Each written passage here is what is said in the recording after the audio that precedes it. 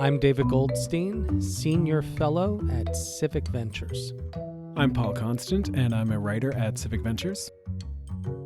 So, like the swallows returning to Capistrano, next week I'm heading back to the Jersey Shore for my annual trip to the beach with my family. And if I was going to have a physical book in my hand on the beach, since you are our resident books expert, I thought maybe you could kick off this summer reading list episode by recommending a book for me. Sure. And maybe you can return the favor sometime. If I've never been to the Jersey Shore, but if you could give me some survival tips, that would be really great. The Jersey Shore is the best shore ever. Really? Okay. It is. It's the best beaches, big, it's the best white, TV sandy show. beaches. No, I've never watched the TV show. Me either. Yeah, so last year we did a recommended summer reading episode, and I thought it would be fun to come back and do one of those this time. The first book that I have to recommend, Goldie, maybe is not the best for you. It is one that I would recommend to give to somebody who is younger maybe and doesn't know as much about economics. I think it would be a good starter read, and I especially love the title. It's called In This Economy, which is just a great title. I'm sad that I didn't think of it first. In This Economy, How Money and Markets Really Work. And it's the author is Kyla Scanlon, and she is a young economics explainer. I actually first came across her on TikTok. And it's that's that thing that the Chinese are using to destroy our youth's minds. Yeah, it's how they're spying on us through my phone. It's a really straightforward sort of baseline explainer of how the economy works. And a lot of it is adapted from her TikToks explaining inflation. Kyla Scanlon, of course, first became famous by coining the phrase vibe session to explain that weird period where everybody was positive we were entering a recession, even though there were no economic signals indicating that. Because economics. Yeah. Right. It was. Yeah. We had to be. Yeah. Okay. Yeah, and that sort of thing makes sense to us, but she did a really good job of explaining economics to people in a straightforward way that really clarifies that most people have no idea what they're doing when it comes to economics, and she really lays out the fundamentals. Now, I do have to give a caveat that she is not strictly a middle-out economist. For instance, the greedflation chapter, I was a little disappointed in. I feel like she didn't really get at she believed a little too much in the power of the markets for my tastes. So I would give this as a text for a younger reader, and then follow it up with some conversation about middle out and sort of refining the baseline that she lays out. But I think it's one of the better sort of beginner economics books I think I've ever read. Okay. Well, I won't read it because I'm beyond the beginner. In terms of my books, Paul, do you want to start dark and end light, or start light and end dark? Because these are dark times. I'm a big believer in bad news first, honestly. Bad news first. Okay, Yeah. Great. Well, I've got the perfect book for you, and that is Peter Turchin's End Times. and let's be clear, by end times, he's referring to now. Okay. All right. Okay. You're familiar with Peter, I think, Paul. We've had him as a guest on the podcast. He's, I guess, kind of a friend of the office. He is the pioneer of something which sounds a little weird called Cleodynamics. It's a little too much like, what is that, psychohistory from Asimov, right? Where he says you can kind of use past history to predict the future, but not mathematically like that. His thesis is actually pretty sound, which is he looks at cycles of history where we go through these phases of vastly growing inequality that results in a combination of elite competition, that's like people like Nick fighting it out with each other, and popular immiseration, that's everybody else. And that when you get to a certain extreme of that, you end up with civil war or civilizational collapse. And this happens again and again and again in history. And he kind of made a name for himself when back in 2010 in Nature magazine, a bunch of scientists were asked for a 10-year forecast. And he said his models predicted that America was spiraling into a crisis of social disintegration that would lead to a breakdown in political order sometime in the 2020s. So, yeah, you get this sometimes where people predict things and they happen to be true and maybe they were just lucky, but he makes a pretty good case for why it's happening now. Now, it's not entirely bleak. He says this isn't absolutely going to happen. There are ways out of it. He just says that it's likely happening and that even if we do manage to get through this in the short term, the cycle is heading back to us like in another 40 years. But, I read a lot of books trying to explain the world that I'm seeing today. And that's going to be true about a lot of the books I'm recommending. And I think there's a lot of explanation here and it's worth a read. Yeah, that sounds like the Goldiest book that you could have possibly recommended to me, given that you've been predicting the end times since I first met you like a decade ago. And I wasn't wrong. You were not wrong. I don't know. The sun keeps coming up, Goldie. I don't know how you explain that. So the next book I wanted to recommend, I'm getting into a little bit of history here. I love history. This one seems right up your alley. This might be the Jersey Shore pick. It's called The Chile Project, the story of the Chicago boys and the downfall of neoliberalism. And it tells the story of how American economists brought the neoliberal economic model to Chile and basically destroyed the country. And so a happy book. Everybody likes it's it's your traditional like American history of a bunch of snotty young white guys who think that they know better than everyone, trying out their theories in practice on another poorer nation with disastrous effects. So it's that's like American history in a nutshell.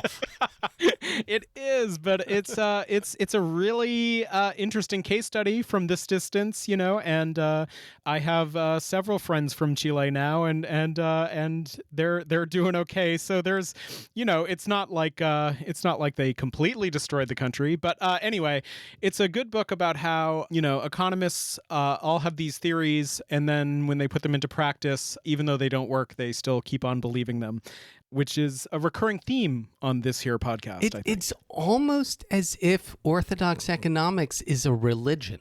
Kind of. It kind of seems like that. Yes, you could call them sort of neoliberal missionaries at the time, and so it's an interesting one. Seems up your alley. I think you might like to give it a shot. Okay, well, I'm gonna cheat here, Paul, and I'm going to once again recommend all of the books by Timothy Snyder.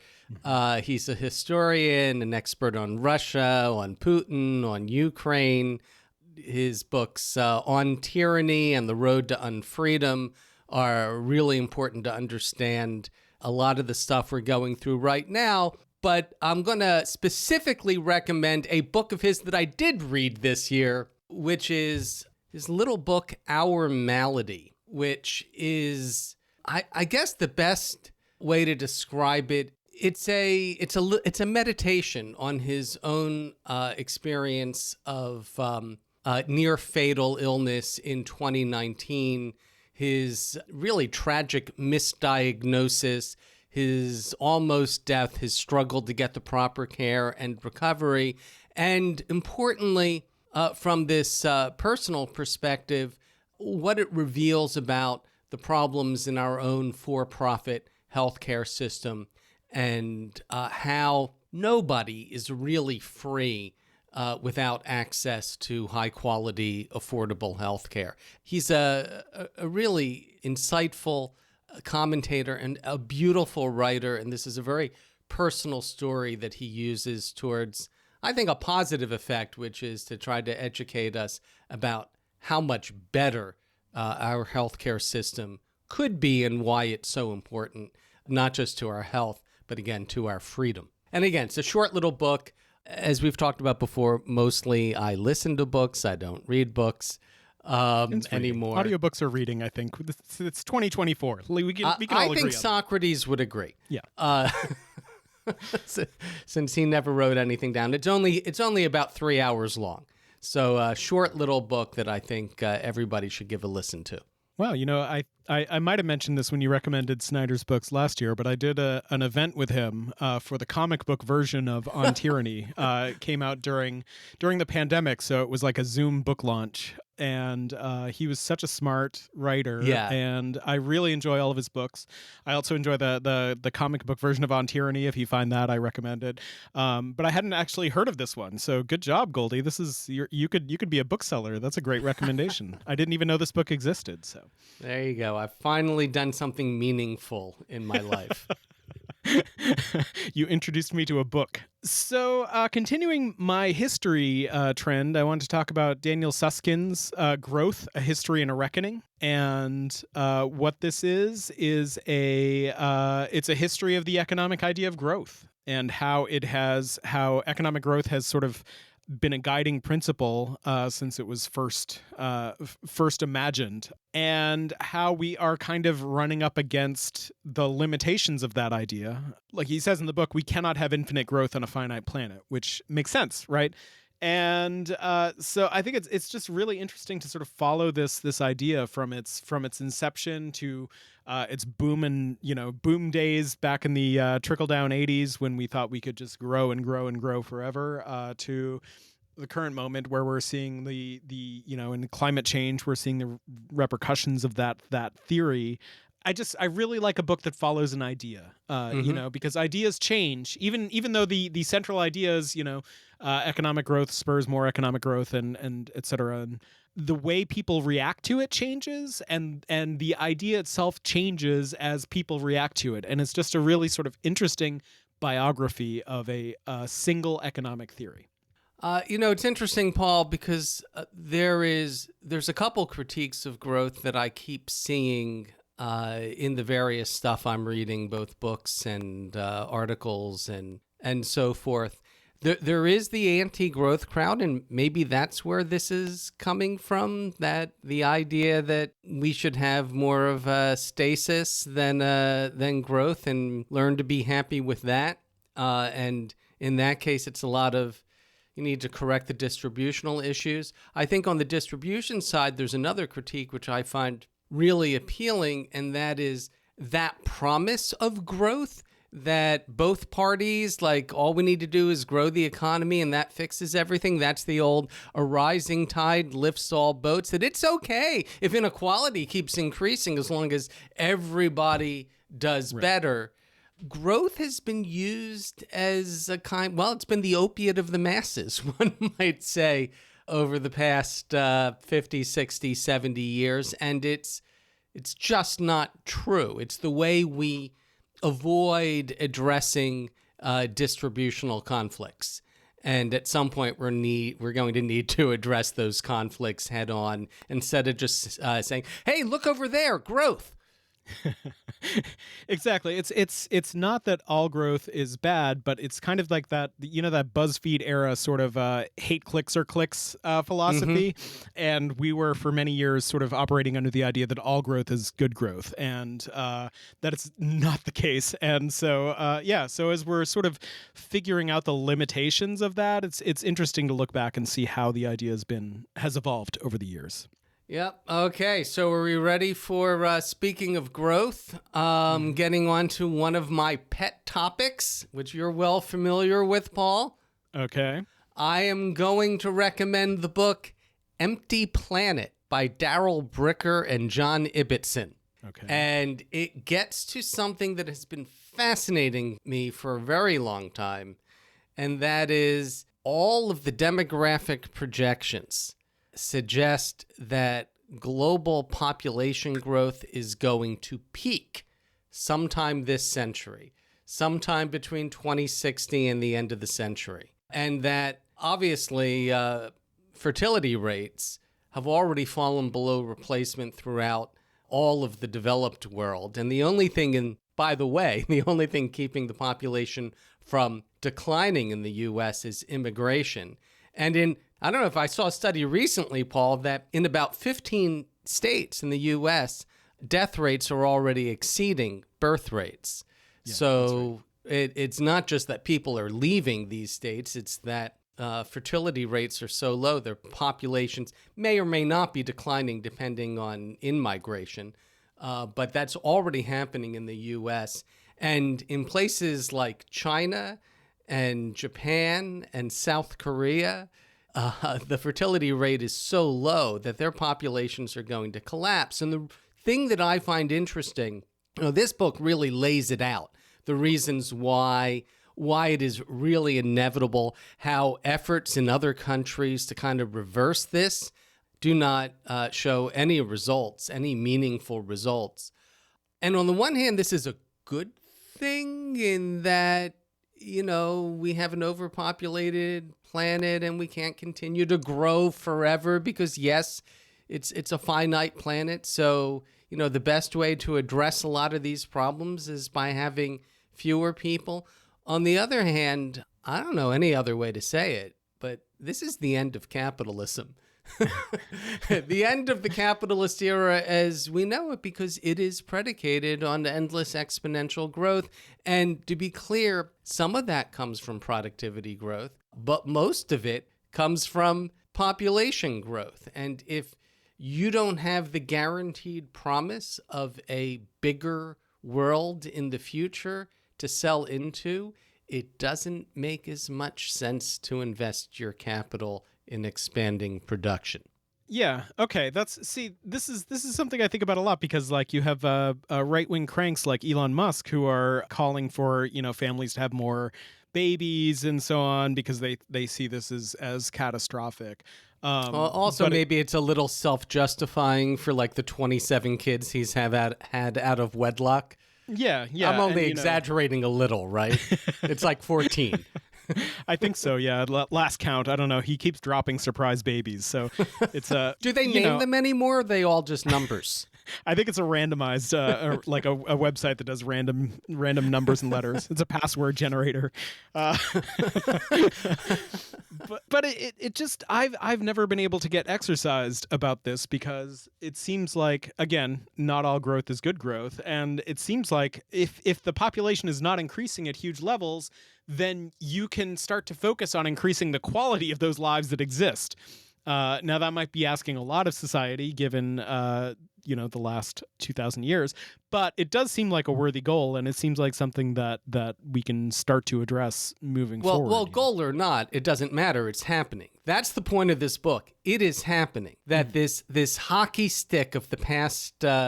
Of this hockey stick of population growth over the past 200-300 years is coming to an end. That population bomb book we had in the early 70s, this is it. We're going to peak at somewhere around 9-10 billion, and then it's going to fall just as fast.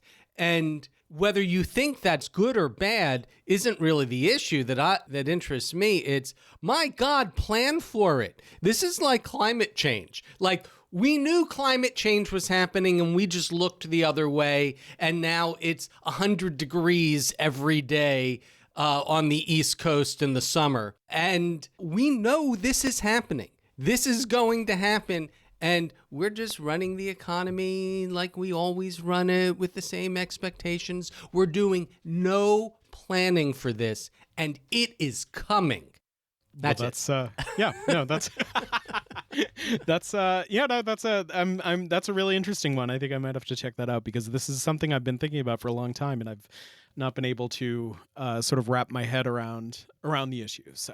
All right, the last history book that I wanted to recommend is Nelson Lichtenstein and Judith Stein's book, A Fabulous Failure, The Clinton Presidency and the Transformation of American Capitalism. That sounds depressing. Well, the word fabulous is there in the title, right? Oh, that's true. I think it's interesting that we're doing all this sort of recounting of the Clinton era of neoliberalism and just reckoning with what his actual economic legacy was. Because we're still dealing with the repercussions today.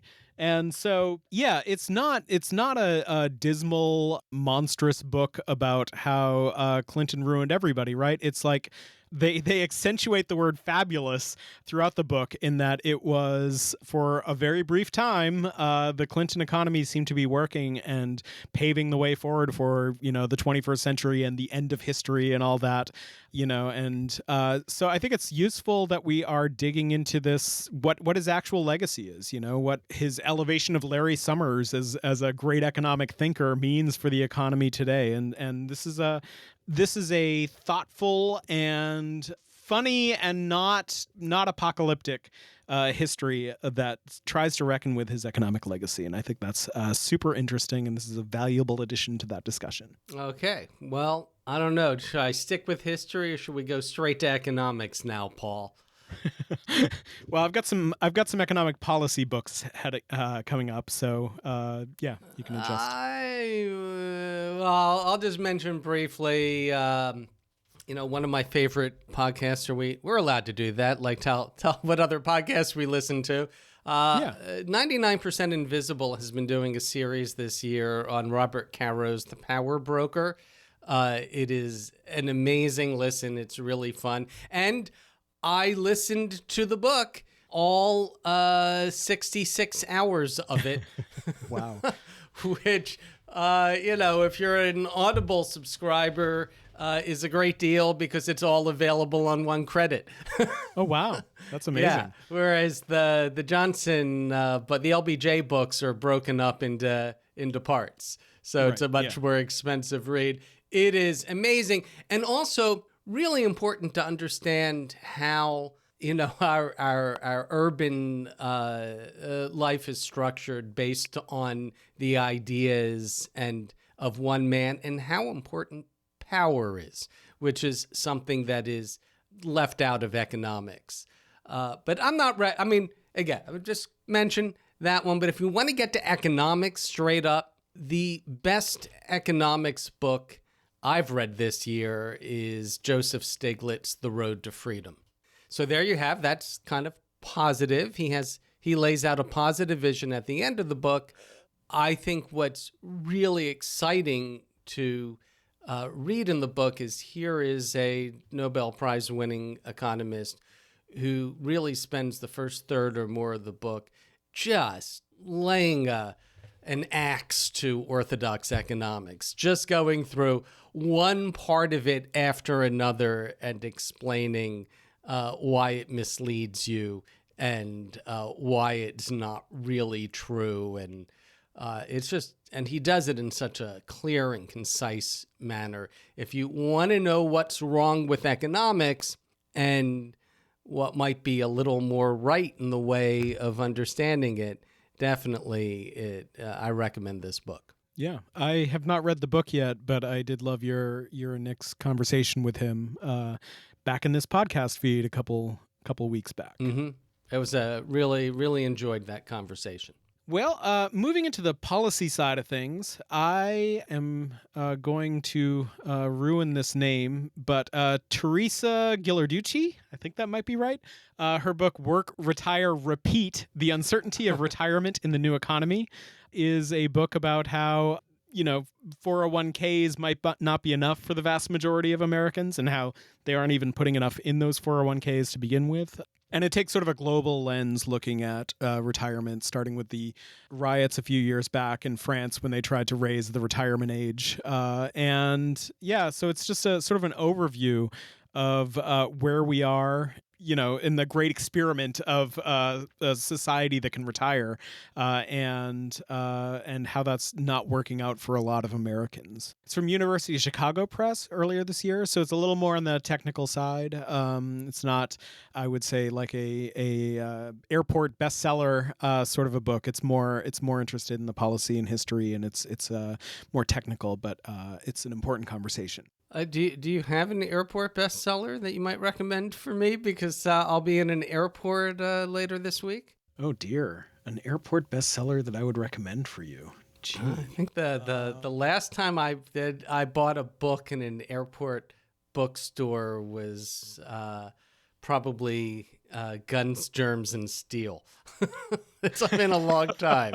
I read that on the beach. Also, the book Salt, or maybe it was Cod, one or the other. That author who does these one-word histories. I was really bummed he didn't finish the trilogy by doing Salted Cod as a book. Well, I really Salted feel like Cod Polanski... really is about salted cod.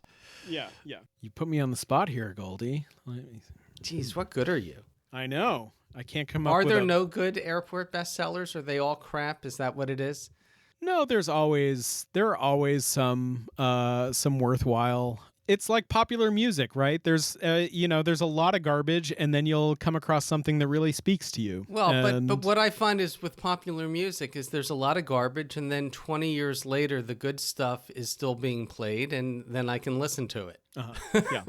Like, I never listened to Motown back when it was Motown. It was only later, like, those are the ones that survived, because really most of it was crap. But the really good stuff, they still play. Same with, yeah. So, in another 20 years, if I'm still alive, I'll have, like, the best of, I don't even know who the popular, I can't remember their names. Sabrina Carpenter. Okay. Love her. So this is not an airport bestseller, Goldie, but this is fiction, and it's something I think you might be interested in as an audiobook listener. There is a woman named Claire Brown who it's a full cast audiobook. So it's more of a radio play. It's like 3 hours, and it's called New Nigeria County. Claire Brown is a black woman who, again, with the TikTok, became famous for doing these TikTok skits where she would act out a world in which black women held the societal position that white men hold. So, just below black women on the scale were black men, and then white women, and then at the very bottom were white men. And so there are these. It's pretty a whole much book. the Trumpist paranoid fantasy. Exactly. And it's so the book is a little sort of domestic drama about a black woman who sees a white boy in cargo pants on the lawn of the house across the street, and she calls the cops on him because he's wearing cargo pants, so clearly he's got to be in a street gang, right? And she thinks he's a member of the Live Laugh Love gang, and clearly this is an outer city youth who's coming into the city to cause crime. And of course, the boy is innocent. And so then her school board gets involved, and a whole bunch of white men show up to protest, and she accuses them of getting testerical. And it's a lot of fun. It's really funny. It's 3.5 hours long. It's audiobook only. And it's I think it's probably my one of my favorite audiobook experiences of the year, just because I really enjoyed just the sort of the mechanics of like turning everything on its head and seeing how it plays out. It's a great little work of social satire. Okay, so New Nigeria County. That sounds fun. Maybe we should end on a fun note. I've got a fun book I read. It's got nothing to do with economics. It's a history book, sort of. It's a history book. It is Unruly: The Ridiculous History of England's Kings and Queens, written and read by David Mitchell.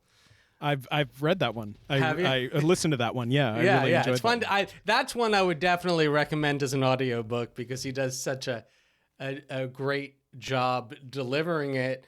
It's real. There's real history in there too. I'm somewhat familiar with some of that history, so there's some made up stuff as well, but he's pretty clear where he's pulling your leg on it. But it's a really fun take on English history. And it felt to me kind of like if like John Oliver from Last Week Tonight were teaching a class on British history. Like, the comedy is clearly marked, but there's a lot of research, and it's in depth. Yeah, I really enjoyed that book. Look at that. We agreed on a book. My God, that should be something. Maybe that's a good ending point, Paul. Something that we both agree on.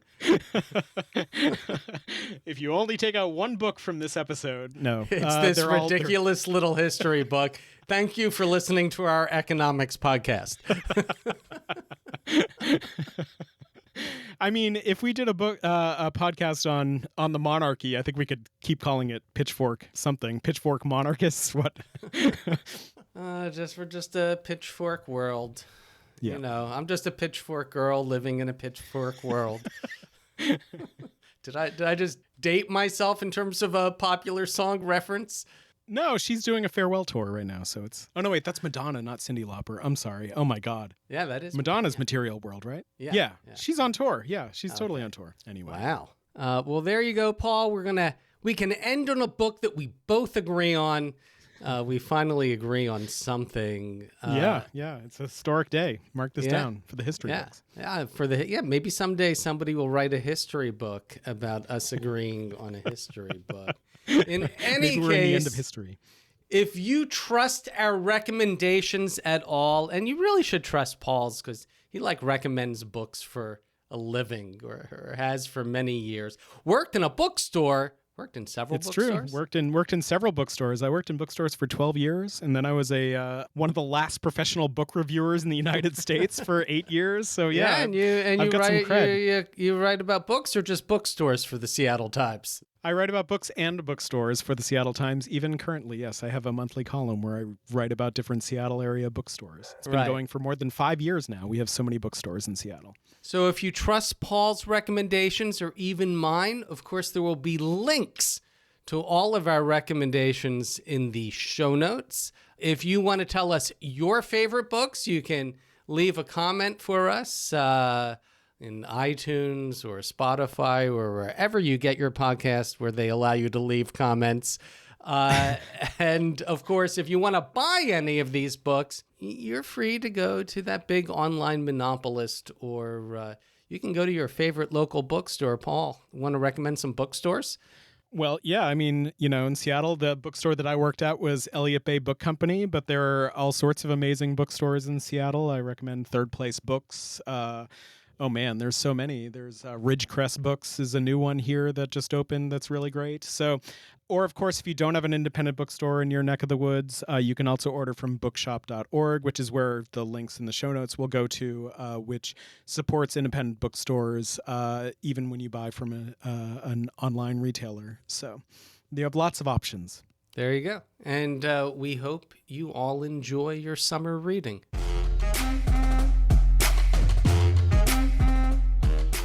Pitchfork Economics is produced by Civic Ventures. If you like the show, make sure to follow, rate, and review us wherever you get your podcasts. Find us on other platforms like Twitter, Facebook, Instagram, and Threads at Pitchfork Economics. Nick's on Twitter and Facebook as well, at Nick Hanauer. For more content from us, you can subscribe to our weekly newsletter, The Pitch, over on Substack. And for links to everything we just mentioned, plus transcripts and more, visit our website, pitchforkeconomics.com. As always, from our team at Civic Ventures, thanks for listening. See you next week.